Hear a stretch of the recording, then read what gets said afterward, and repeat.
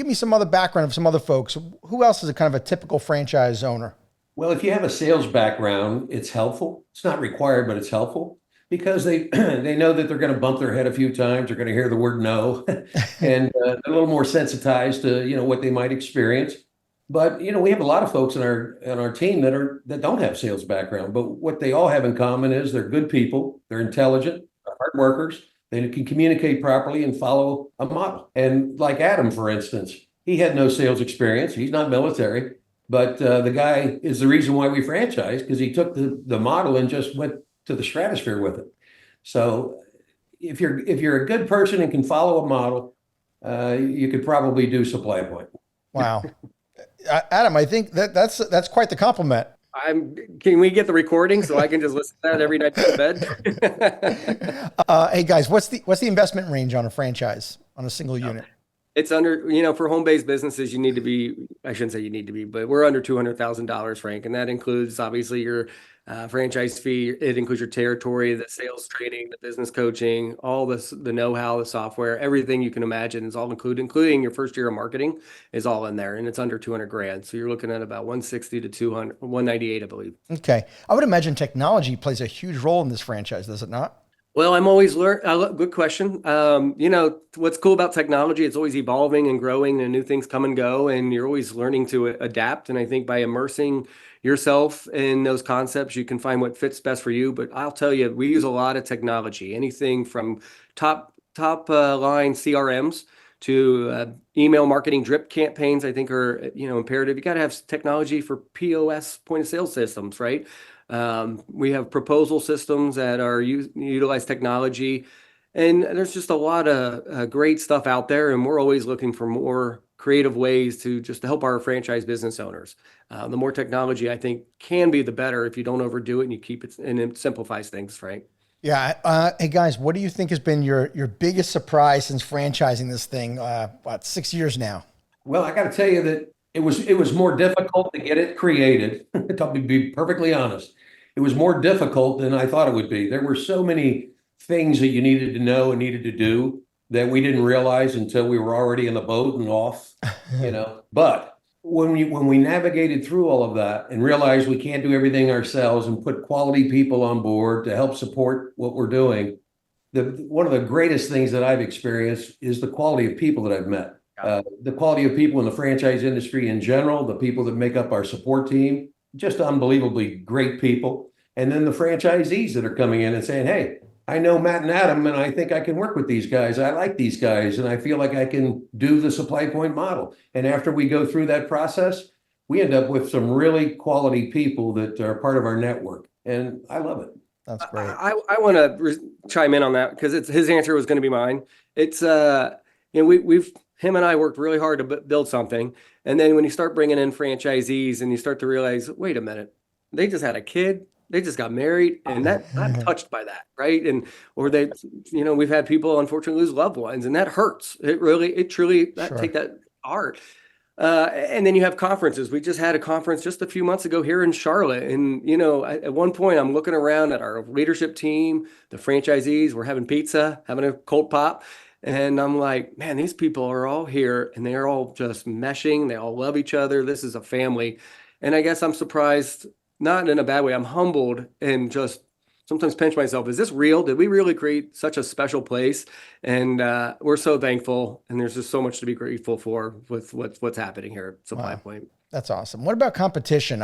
In franchising specifically, do you guys have much franchise competition at all?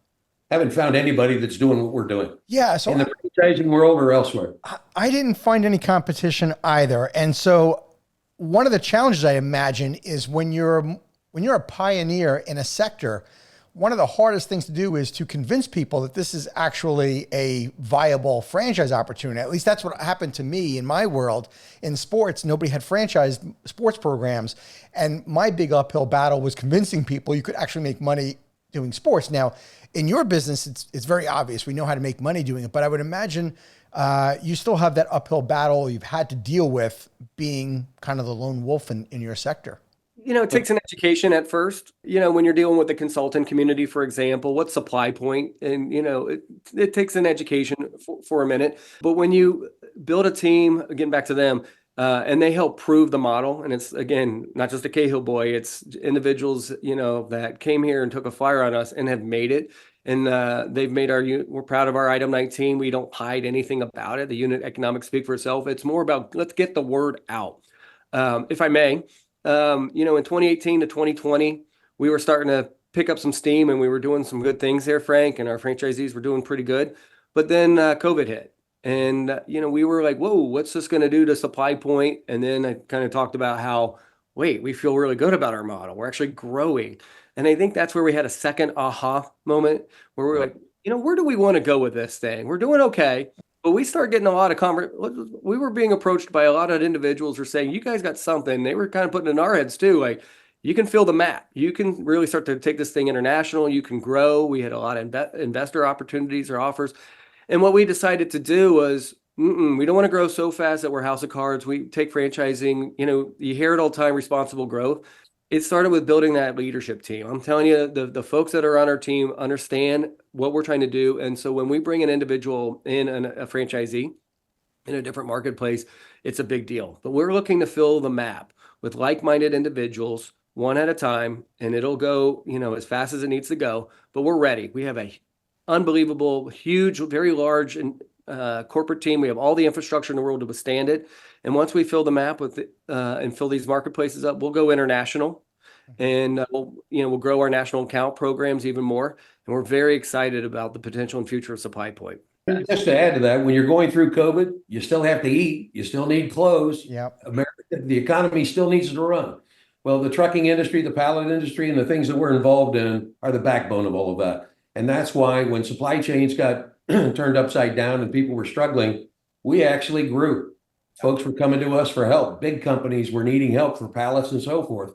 We were alive and well and moving forward, but COVID or no COVID, the economy still needs to roll. Matthew, one thing you could always tell prospective franchisees is that we got through a Great Recession and a pandemic and came out stronger on the other side. Not everybody can say that. Thank you, Frank. That's true. Yeah.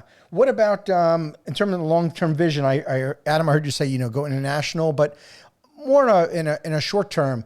You've got 11 franchises that are open. You got a couple more coming on, and you have a very calculated growth strategy. How many would you like to say award in the next 12 months? I'm trying to get a sense on how fast you want to grow this thing. Well, let's put it this way, Frank.